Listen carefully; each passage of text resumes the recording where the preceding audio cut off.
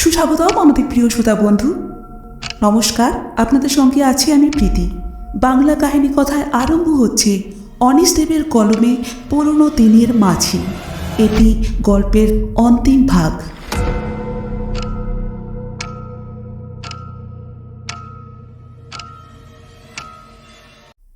আমাদের দুজনের মাঝে শুধু ওই কাঠের কাউন্টার। লোকটির ঠোঁট নড়ে উঠল আবার। বোধহয় জিজ্ঞেস করলো কি চাই। আমি ইতস্তত করে 1 ডজন কোহিনূর এইচবি পেন্সিলের কথা বললাম। এমন সময় 2-3 জনের কান্নার শব্দ আমার কানে এলো। কয়েকজন মহিলা দোকানের আড়ালে কোথাও বসে বুক চাপড়ে মোরা কান্না কাঁদছে। সে কান্না ভারী অদ্ভুত, কারণ কান্নার এক একটা টান প্রায় 2-3 মিনিট করে চলছে। তার মাঝে দম নেবার জন্যে কেউ একটু থামছে না। কান্নার শব্দের সঙ্গে সঙ্গে খোল করতালের শব্দ হালকাভাবে কানে এলো, আর সেই সঙ্গে আগরুর মতো গন্ধও যেন টের পেলাম। বৃদ্ধ দোকানদার পেন্সিল নিয়ে আসার জন্যে দোকানের পিছন দিকে কোথায় যেন মিলিয়ে গেল। তখনই দোকানের ভেতর দিকে মেঝেতে কালো কাপড়ে ঢাকা একটা খাঁচা আমার নজরে পড়ল। রুমকা দম নেবার জন্য একটু থামতেই আমি চাপা গলায় জিজ্ঞেস করলাম, কিসের খাঁচা রুমকা? রুমকা দীর্ঘশ্বাস ফেলে বললেন, জানি না, তবে তার ভেতরে কিছু একটা ছিল, কারণ সেটা নড়ছিল। খাঁচার ফাঁক ফোকর দিয়ে বোধহয় মাথা বাড়াচ্ছিল, ফলে কালো কাপড়টা বারবার এদিক ওদিক উঁচু হয়ে উঠছিল। খাঁচার ভেতর থেকে একটা ফোঁস ফোঁস শব্দ আর ডানা ঝাপটানোর শব্দ শোনা যাচ্ছিল। কিন্তু আগেই তো বলেছি, প্রত্যেকটা শব্দ যেন ফাঁপা, আর তার অদ্ভুত এক প্রতিধ্বনিময় রেশ কেমন যেন নেশা ধরিয়ে দিচ্ছিল। একটু পরেই দোকানদার কাউন্টারের কাছে এসে উদয় হলো। তার মুখ আরো বিবর্ণ, আরো ফ্যাকাশে লাগছে। ভাবলেশহীন মুখ দেখে বোঝা যায় কান্না টান্নার শব্দ সে মোটেই শুনতে পাচ্ছে না, অথবা শুনতে পেলেও আমল দিচ্ছে না। লক্ষ্য করলাম তাকে ঘিরে এখনো সেই রহস্যময় কুয়াশা, আর সেই সঙ্গে একটা নতুন জিনিসও চোখে পড়ল। 4-5টা ডোমো ডোমো নীল মাছি তার মাথার কাছে ভন ভন করছে, কখনো মুখে চোখে বসে পড়ছে। কিন্তু অদ্ভুত ব্যাপার হলো, লোকটা মোটেই মাছিগুলোকে তাড়াচ্ছে না। ওগুলো মুখের উপরে বসে আছে তো বসেই আছে। লোকটা 1 ডজন পেন্সিল নির্বিকারভাবে এগিয়ে দিল আমার দিকে। আমি টাকা দিতে ঠোঁট বেঁকিয়ে সামান্য হাসল, তারপর এপাশ ওপাশ মাথা নাড়ল, যেন বলল, এ টাকা চলবে না। না, লোকটার কথা আমি শুনতে পাইনি, তবে ওর ঠোঁট নাড়া দেখেছি, আর তাই দেখেই হয়তো কথাগুলো আন্দাজ করে নিয়েছি। তা যাই হোক, পেন্সিলগুলো মুঠো করে হাতে নেওয়া মাত্রই আমি একটা ধাক্কা খেলাম। নীল রঙের পেন্সিলগুলো বরফের মতো ঠান্ডা। তাছাড়া কোহিনূর পেন্সিল নীল রঙের হয় বলেও কখনো শুনিনি। আমি হঠাৎই ভয় পেয়ে গেলাম। দোকান ছেড়ে রওনা হয়ে গেলাম চটপট। কয়েক সেকেন্ডের মধ্যে শান বাঁধানো চত্বরটা পেরিয়ে একটা পিচের রাস্তায় পা দিতে আমার ঘোর কেটে গেল, আর সঙ্গে সঙ্গে রোজকার চেনা জানা শব্দের ঝড় ঝাঁপিয়ে পড়ল আমার কানে। ভালো করে চেয়ে দেখি আমি বহুদিনকার চেনা রাস্তায় দাঁড়িয়ে আছি। কথার মাঝে একটু ফাঁক পেয়ে দাদা জিজ্ঞেস করলো, পিছন দিকে তাকিয়ে দোকানটাকে দেখতে পেলে না? রুমকা বিমূঢ়ভাবে মাথা নাড়লেন, তারপর বললেন, হ্যাঁ, দেখতে পেয়েছি। সব কিছু আগের মতোই। কোথাও কোনো সান বাঁধানো চত্বর নেই। পুরনো দোকান, লম্বা সাইনবোর্ড, নকশা কাটা থাম, কিছুই চোখে পড়ল না আমার। যেন গোটা ব্যাপারটাই আমার মনের ভুল। রুমকা শেষ দিকের কথাগুলো বিড়বিড় করে বলছিলেন। কান পেতে বেশ কষ্ট করে শুনতে হচ্ছিল। আমি রুমকার কথায় সায় দিয়ে বলে উঠলাম, ঠিক ধরেছ তুমি, ওটা ব্যাপারটাই তোমার মনের ভুল। রুমকা মাথা নাড়লেন, বললেন, না রে, মনের ভুল নয়। এর অন্তত দুটো প্রমাণ আমার হাতে রয়েছে। কি প্রমাণ? একরুখা গলায় জিজ্ঞেস করলাম আমি। পেন্সিলগুলো তোরা একবার দেখ, তাহলে খানিকটা বুঝতে পারবি। এই কথা বলে রুমকা দেওয়ালের তাকে রাখা দুথাক বইয়ের ফাঁক থেকে কয়েকটা নীল রঙের পেন্সিল বের করে আমাদের চোখের সামনে মেলে ধরলেন। পেন্সিলগুলো নতুন, একটাও কাটা হয়নি। রুমকা বললে, কোম্পানির নামটা পড়ে দেখ। আমি আর দাদা ঝুঁকে পড়ে নামটা পড়লাম, FN গুপ্ত অ্যান্ড কোম্পানি। এই কোম্পানির পেন্সিলের কথা কখনো আমরা শুনিনি। রুমকা বললেন, ব্রিটিশ আমলে আমাদের ছোটবেলায় এই পেন্সিল চালু ছিল। FN গুপ্তদের কারখানা ছিল নর্থ ক্যালকাটায়, সিটিতে। এই পেন্সিল কমপক্ষে 40 বছর হলো বাজার থেকে উঠে গেছে। এখন কোনো দোকানে এই পেন্সিল পাওয়ার কথা নয়। তাছাড়া কি? রুমকা কোনো উত্তর না দিয়ে কয়েকটা করে পেন্সিল আমার আর দাদার হাতে দিলেন। ওগুলো ধরা মাত্রই আমরা চমকে উঠে একটা ভয়ের শব্দ করে ফেললাম। ওগুলো সঙ্গে সঙ্গে ফেলে দিলাম বিছানায়। পেন্সিলগুলো যেন বরফ দিয়ে তৈরি। রুমকা বিড়বিড় করে বললেন, এটাই বলতে চাইছিলাম। সেদিন থেকেই এই পেন্সিলগুলো এরকম কনকনে ঠান্ডা। এটাই একটা প্রমাণ যে ব্যাপারটা আমার মনের ভুল নয়। বুক কাঁপানো শব্দে মেঘ ডেকে উঠল বাইরে। বৃষ্টির শব্দ কয়েক গুণ বেড়ে গেল যেন। রুমকার টেবিল ঘড়িতে রাত প্রায় 11:15।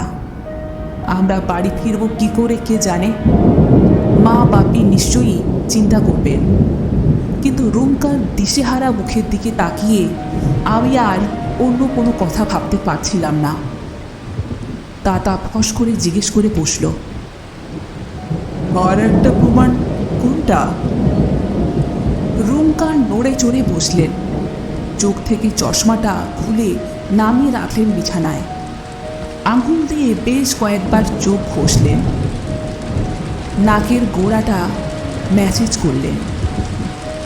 তারপর শূন্য দৃষ্টিতে ঘরের সিলিংয়ের দিকে এপাশ ওপাশ তাকিয়ে তার প্রশ্নের জবাব দিলেন, ওই মাছিগুলো, ওগুলোই দ্বিতীয় প্রমাণ যে সেদিন আমি ভুল দেখিনি।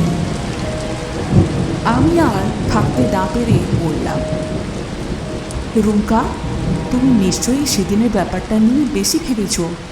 তুমি যদি ভুল না দেখে থাকো তাহলে সেই অদ্ভুত দৃশ্যটার কি মানে হতে পারে? একটা কিছু মানে তো নিশ্চয়ই থাকবে। রুমকা মাথা নাড়লেন একমত হয়ে। চশমাটা চোখে দিয়ে আড়মোড়া ভেঙে একটু অন্যরকমভাবে বসলেন। তারপর বললেন, সেদিনের ব্যাপারটা নিয়ে আমি বোধহয় কম করেও কয়েক হাজার বার ভেবেছি রে চুনঝুনি।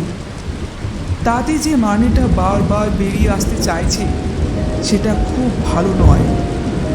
শুনলে তোদের মন খারাপ হয়ে যাবে। আমি জেদি গলায় বললাম, হোক মন খারাপ, তোমাকে বলতেই হবে। তুমি একা একা এরকম কষ্ট পাচ্ছ, আমার একটু ভালো লাগছে না। তাহলে শোন, আমার যা মনে হয়েছে বলছি।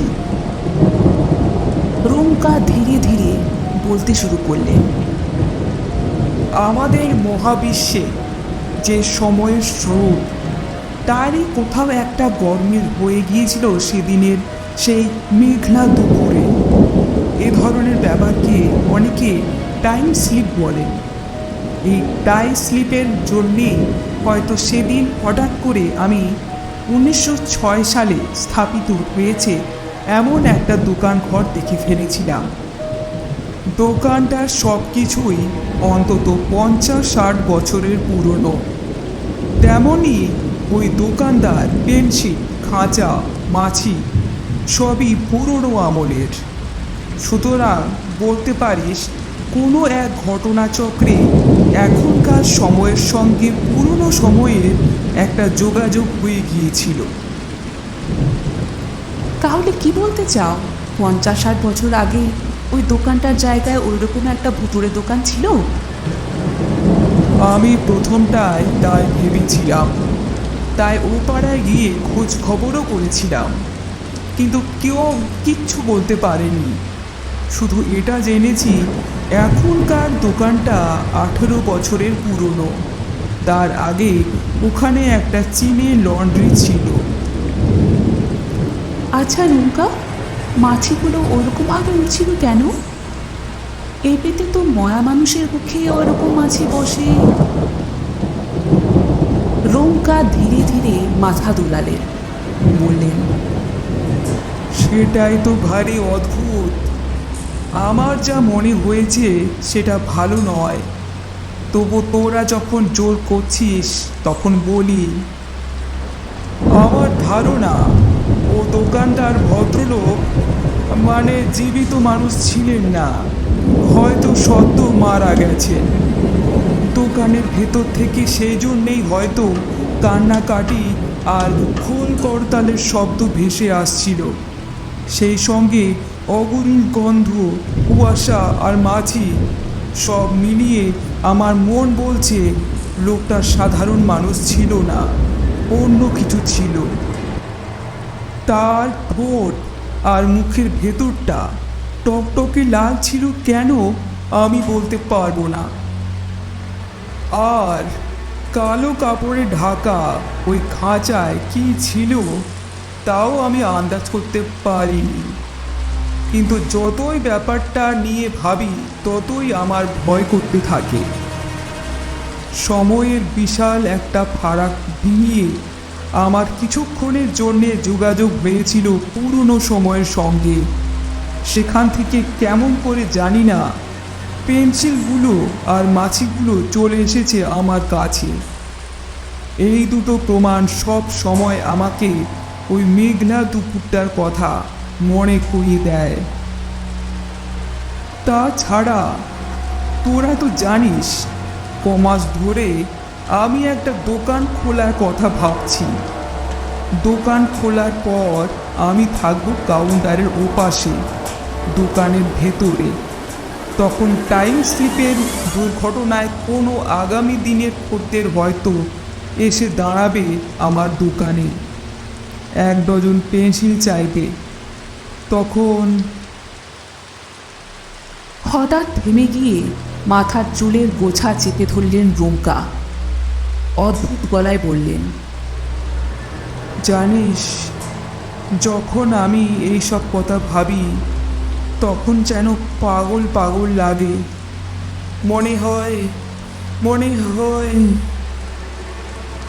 আমি ঝুঁকে পড়ে রুমকার হাত চেপে ধরলাম।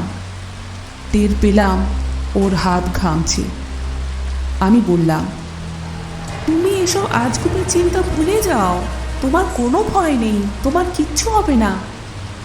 রুমকা অবসন্ন গলায় বললেন, বলতে হয়তো পারতাম, কিন্তু পারছি না শুধু ওই মাছিগুলোর জন্যে।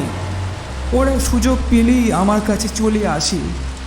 আমি হাজার চেষ্টা করেও ওদের তাড়াতে পারি না। ওরা কিছুতেই আমাকে রেহাই দেবে না। আমি চুপ করে রইলাম। শুধু ভাবলাম, রুমকার কোথাও ভুল হচ্ছে না তো? মাছিগুলো হয়তো সাধারণ মাছি, পুরোনো দিনের মাছি নয়। ঝুনঝুনি, তুই কি ভাবছিস আমি জানি। সেই জন্যই তো বললাম কাউকে এই গল্প বলিস না, তাহলে সবাই আমাকে পাগল ভাববে, আর এই সত্য ঘটনাকেও ভাববে গল্প। একটা দীর্ঘশ্বাস ফেলে রুমকা বললেন, যাগে, অনেক রাত হয়ে গেছে, তোরা এবার বাড়ি যা। সীতাকে বল তোদের এগিয়ে দেবে, কিন্তু ছাতা টাতা আনিসনি, একেবারে যে ভিজে যাবে। নিচে দিদির কাছ থেকে বরং একটা ছাতা নিয়ে যা, আমি তোদের টিফিন কেরিয়ারের খাবারগুলো একটু চেখে দেখি।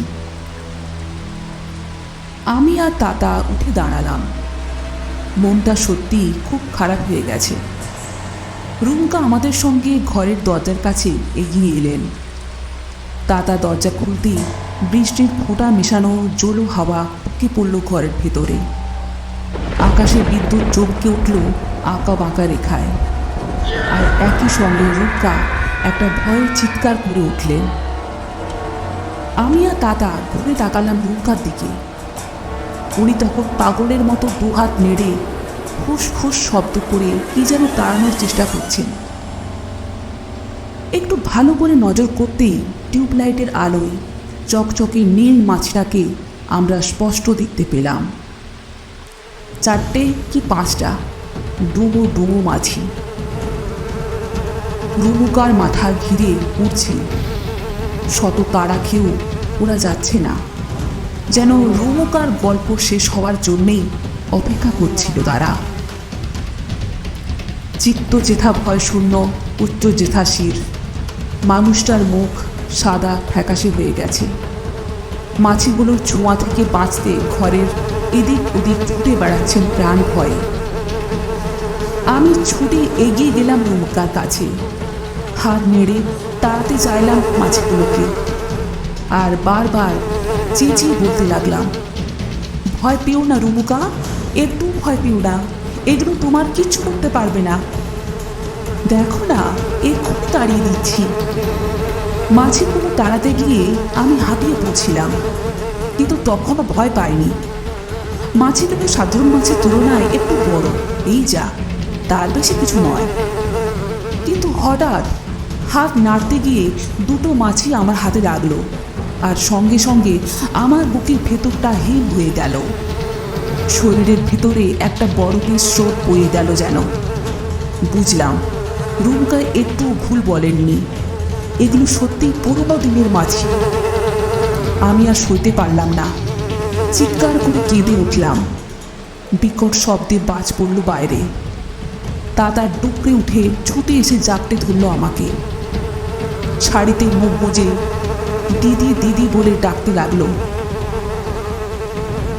রুমকা, কি হলো ঝুনঝুনি বলে কাছে এসে আমার হাত চেপে ধরলেন।